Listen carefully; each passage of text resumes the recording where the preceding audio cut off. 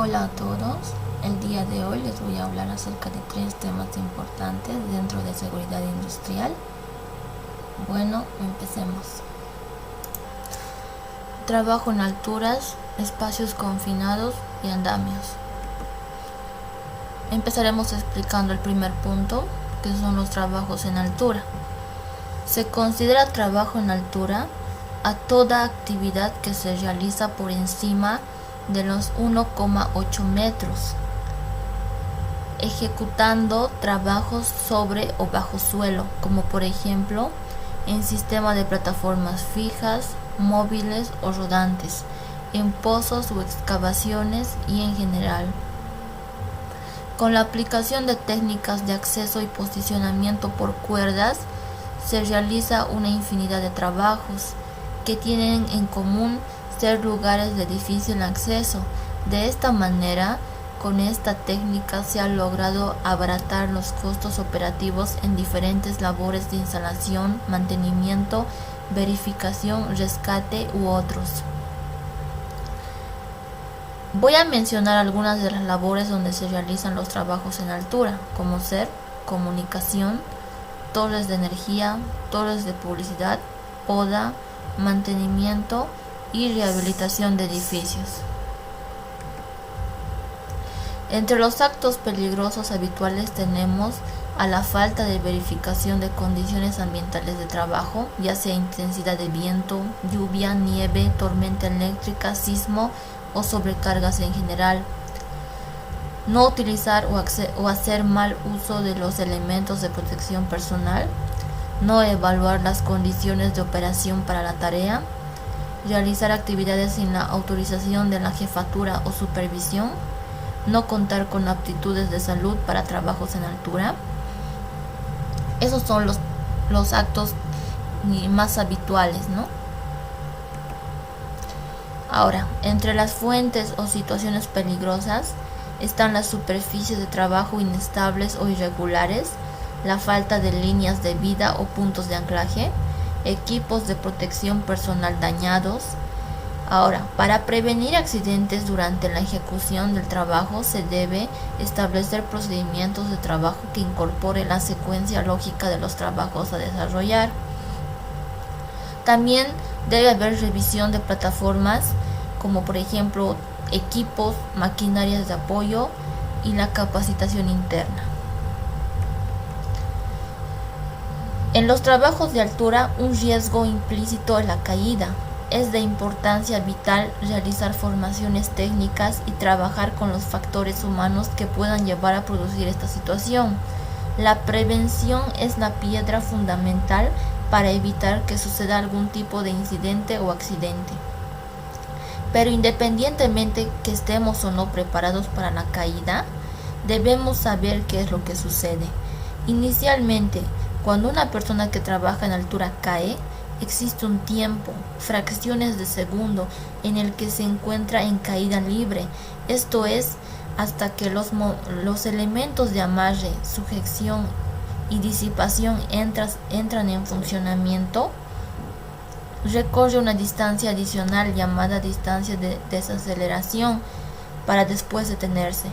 Entre las causas más frecuentes de las caídas de altura son intentar agarrar algo que está fuera del alcance de la superficie de trabajo, el tener los materiales, herramientas y o equipos en desorden, no tomar en cuenta las condiciones meteorológicas, realizar acciones inseguras para alcanzar una superficie distante, trabajar sobre escalera de mano de manera insegura, caminar sobre bordes sin protección, trabajar sobre superficies resbalosas, realizar progresiones cargando o trasladando materiales u objetos, trabajar sobre estructuras o superficies inseguras, poco resistentes, inestables o en mal estado, y el exceso de confianza del trabajador para realizar la acción matutina. El factor de caída es un valor teórico que relaciona la altura de la caída y la longitud del sistema de detención utilizando para frenar esta caída. Es usado para cuantificar la gravedad o dureza de una caída. En los trabajos de altura, si se produjera una caída, debiera de haber la suficiente distancia por debajo del trabajador para evitar que él mismo golpee con el piso u otro objeto antes de que ésta sea detenida por sus sistemas de seguridad. El factor de caída es el que determina la dureza o gravedad de una caída, y este dice que a mayor valor, mayor gravedad. Su valor, que en condiciones normales está comprendido entre 0 y 2, los factores superiores a 1 son extremadamente peligrosos, ya que pueden lesionar gravemente o inclusive provocar la muerte del trabajador. Existen 3 tipos de factores. El factor de caída 0, que es cuando el trabajador tiende el dispositivo anticaídas instalado por encima de él. Si el material está en tensión, esta no se produce, y si se da, esta será inferior a 1. Luego el factor de caída 1, que se produce cuando el trabajador cae y tiene un punto de sujeción a la misma, aunque la altura de su fijación del arnés. Luego el factor de caída 2, que este se produce cuando el trabajador cae teniendo el punto de sujeción al arnés por debajo de él.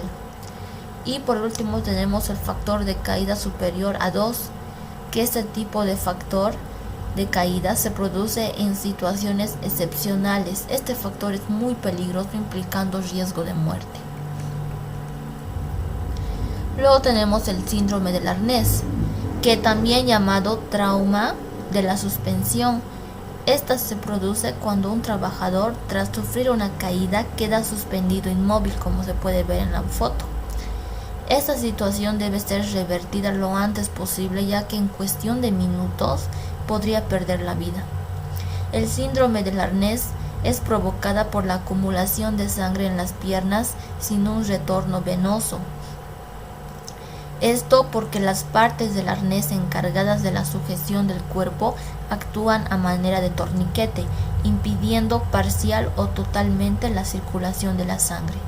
Los síntomas que se presentan son entumecimiento de pies y piernas, parestesia, taquicardia, náuseas, sensación de asfixia, dolor intenso y disminución del nivel de conciencia. Dentro de las condiciones peligrosas en trabajos de altura se tiene a las condiciones meteorológicas, ya que estas deben ser tomadas en cuenta porque afectan el desempeño y representan un alto riesgo para los trabajadores. El factor humano. Dentro de esta condición es importante recalcar la importancia del estado de salud, del comportamiento psicológico y emocional y disciplinario del trabajador. Luego tenemos a las fallas de equipos, que deben tener, ya que debe de llevarse cuánto tiempo de vida tiene, registro de uso, mantenimiento, inspecciones internas, externas y caducidad o baja de materiales. Equipos de protección individual. En lo que respecta a los equipos de protección individual para trabajos de altura, existen una gran variedad de equipos y materiales, los cuales son utilizados para diferentes labores. Entre esta gran gama de materiales tenemos el casco, que es uno de los componentes básicos y de uso obligatorio, ya que estos proporcionan protección ante diferentes factores de riesgo. El arnés de trabajo, que es de uso obligatorio siempre que exista el riesgo mínimo de sufrir una caída. Los bloqueadores, que es una herramienta muy utilizada en las labores de acceso por cuerdas, ya que nos permite asegurarnos y progresar por la cuerda con seguridad. Anticaídas deslizante, que como describe su nombre, es un material que tiene por función la detención de una caída. Elementos de amarre, las cuerdas, donde aquí tenemos 3 tipos de cuerdas: cuerdas estáticas, cuerdas semiestáticas y cuerdas dinámicas. En trabajos verticales o de acceso, las cuerdas más usadas son las semiestáticas. Luego tenemos al descensor, que este es un material que nos permite, como su nombre describe, descender. Así podremos acceder a cualquier lugar desde la parte superior, mejor dicho, ¿no? Luego tenemos a los anclajes temporales, donde su función es conectar la línea de anclaje a una estructura para poder trabajar. Los conectores, que son fabricados de aleaciones como el zinc, cromo, aluminio, entre algunos, con el fin de tenerlos más ligeros o en acero. Absorbedores de energía, el cual garantiza una detención segura de una caída de altura en condiciones normales de utilización. Las poleas, que son usadas por lo general en desmultiplicación de cargas. Los dispositivos anticaídas retráctiles, que estos disponen de una función de bloqueo automático y de mecanismos. Luego tenemos al bloqueador de pie, los protectores de cuerdas, que su función es proteger la cuerda o los anclajes temporales.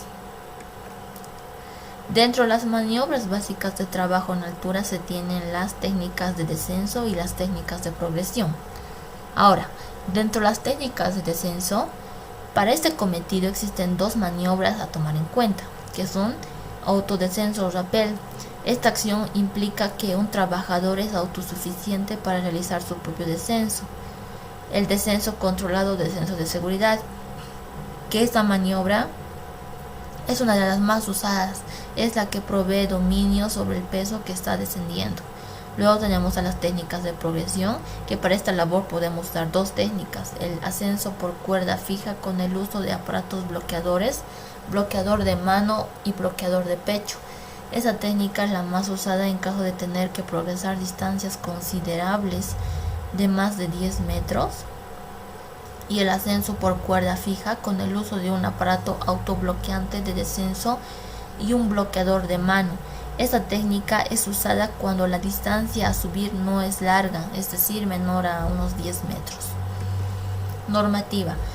En Bolivia, la normativa vigente es muy general, donde se encuentra descrita en el documento NTS 003/17, Trabajos de Altura, donde se establece condiciones mínimas de seguridad para la protección contra caídas. Esta norma implica a todas las actividades de la construcción y las establecidas en el artículo 3 del decreto ley número 16998, Ley General de Higiene, Seguridad Ocupacional y Bienestar. Y dentro de la normativa internacional se tiene a todas las que se puede observar aquí, ¿no? Como siguiente punto tenemos los espacios confinados. Un espacio confinado hace referencia a un espacio que por su diseño tiene un número limitado de aberturas de entrada y salida. Cuenta con una ventilación natural desfavorable que podría contener o generar peligrosos contaminantes del aire y no está destinado para la presencia de los empleados. Para saber si el lugar a considerarse es un espacio confinado, se hacen tres preguntas, las cuales son: ¿está total o parcialmente cerrado? ¿Ha sido concebido y construido para la ocupación continua? Y por último, ¿presenta o puede presentar atmósferas peligrosas? Dentro de las clases de espacios confinados se tiene a la clase A, que la situación que presenta un espacio de esta categoría es inmediatamente peligrosa para la vida o salud, siendo los peligros principales la deficiencia de oxígeno, atmósfera combustible o explosiva y concentración de sustancias tóxicas. Clase B, aunque no es inmediatamente peligroso para la salud y la vida, si no se ponen las medidas preventivas adecuadas, existe la posibilidad de que se ocasionen daños o aparezcan enfermedades. Y por último tenemos a la clase C, que son lugares donde el peligro potencial existe. No requerirá ninguna modificación en especial del procedimiento habitual del trabajo. Ahora, dentro de las categorías tenemos tres. Según las recomendaciones de las instituciones oficiales, lo correcto es la clasificación de los recintos confinados en tres categorías, como dijimos, desde un punto de vista operativo. La primera categoría necesita autorización de entrada por escrito y un plan de trabajo específico. Como la segunda categoría precisa de seguridad en el método de trabajo con el permiso para entrar sin protección respiratoria.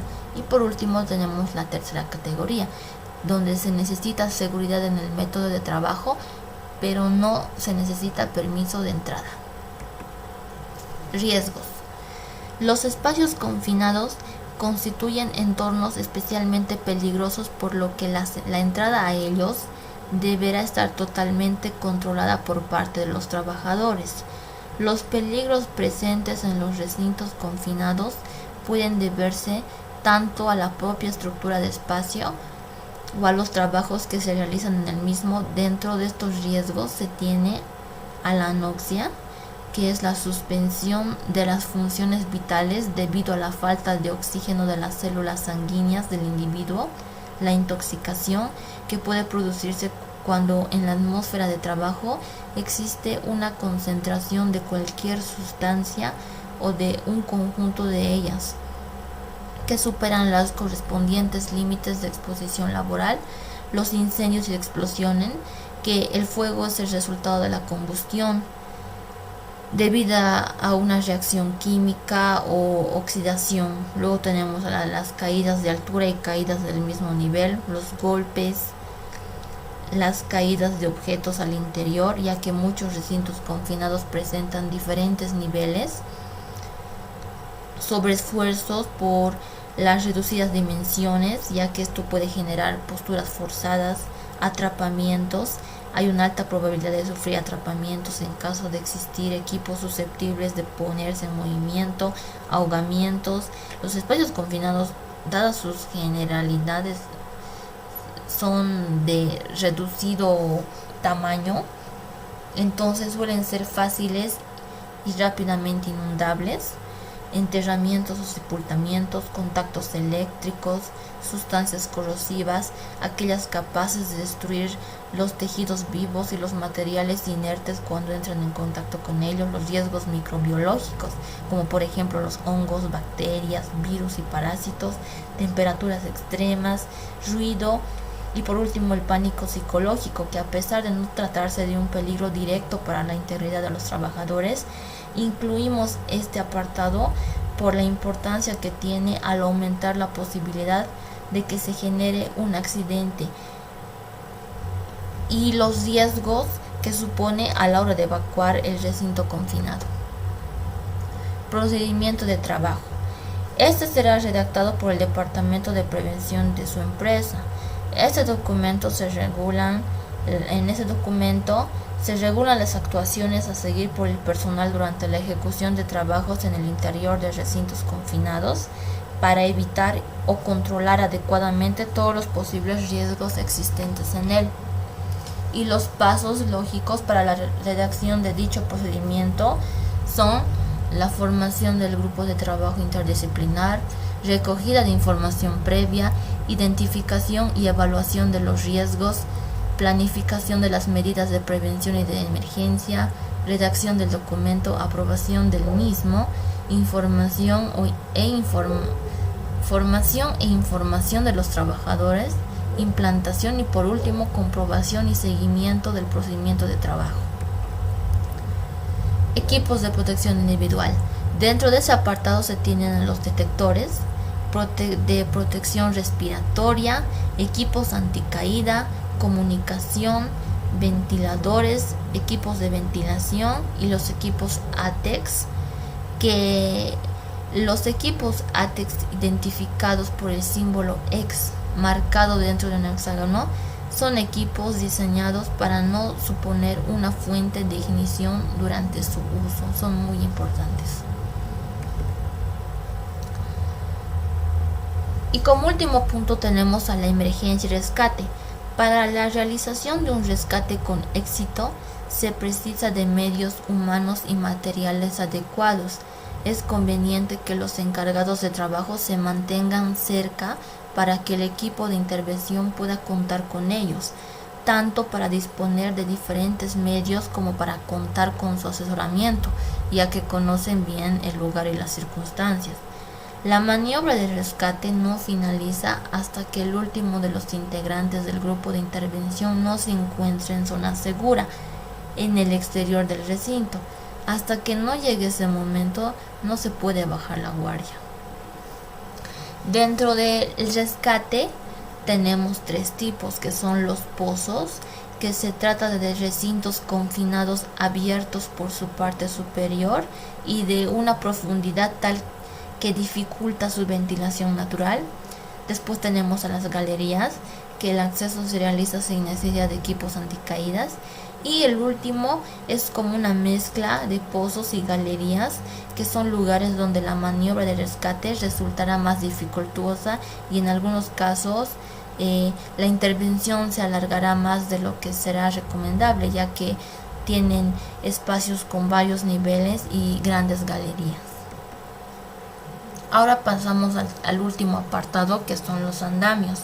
Un andamio es una construcción provisional con la que se permite el acceso de los obreros a los distintos puntos de una construcción, así como para llevar material a todos los tajos de obra del edificio en construcción o en rehabilitación de fachadas. Su clasificación. Tenemos 4, que son según el material predominante de su estructura, donde se encuentran los andamios de madera, andamios metálicos, mixtos, de fibra y de bambú. Estos últimos son bastante utilizados en la zona de Asia. Luego tenemos según su forma de apoyo, que pueden ser andamios de plataforma autoelevadora, andamios de apoyo simple, andamios anclados, andamio embolado o andamio colgante. Según su uso, andamio de interior, andamio de fachada, andamio estructural, andamio para la circulación, andamio para actos públicos y por último según su sistema, donde se tienen tipos de andamios de doble pie derecho simple, que es utilizado en trabajos pequeños y de poca altura. Los tipos de andamios tubulares, en donde la estructura comúnmente más utilizada son en obras sobre parámetros de fachadas rectas o simples que no tienen rosetas. Luego los tipos de andamios multidireccionales metálicos modulares, que podría decirse que es una estructura que se adapta a la fachada. Los andamios colgantes, que son estructuras de andamiaje suspendidas en el aire y colgadas normalmente de las azoteas o cubiertas de los edificios. Los andamios de plataforma autoelevadora, que están compuestos por una plataforma de trabajo que tiene un sistema de desplazamiento vertical. Partes de un andamio. Según el tipo, las partes de un andamio cuentan con diferentes elementos que repercuten directamente en su estabilidad, eficiencia y seguridad. Algunos de estos elementos son los siguientes: ruedas, placa base, cuello, verticales, varas horizontales, escaleras, tablones o plataformas, travesaños y por último los rodapiés. Funciones de los andamios. Tiene 3 funciones, que nos permite acceder a una altura determinada en una amplia área de trabajo, ampliar la superficie de trabajo y ofrecer un entorno seguro al personal. Riesgo de accidentes y sus causas probables. Pueden ser, las más comunes son las caídas de personas a distinto nivel, ya que por tener un ancho insuficiente de la plataforma de trabajo ocurre esto. La caída del andamio por colapso, o puede ser por una carga mayor a la del diseño. La caída de objetos por falta de rodapiés, contactos eléctricos, y ya que el andamio puede entrar en contacto con alguna línea eléctrica, y por último el sobreesfuerzo del trabajador. Recomendaciones. Contar con un proyecto de andamios que consulte el cálculo estructural de este para las solicitaciones que tendrán durante su utilización. Los andamios deben tener una protección de seguridad en el segundo nivel que permita proteger a los peatones de eventuales caídas de materiales o herramientas, y como criterios generales se aconseja verificar la recepción de todas las piezas de un andamio. Además, se tiene algunas limitaciones de uso por la condición climática, como puede ser ante la nieve, cuando el calzado deje huellas sobre la plataforma nevada, ante el hielo cuando exista indicios de hielo sobre plataformas, ante el viento cuando esté expuesto a vientos superiores a 65 km por hora o velocidades menores que determinen la obra, y por último ante niebla intensa cuando la visibilidad sea insuficiente. Eso sería todo en cuanto a andamios. Espero que se haya entendido todo. Muchas gracias.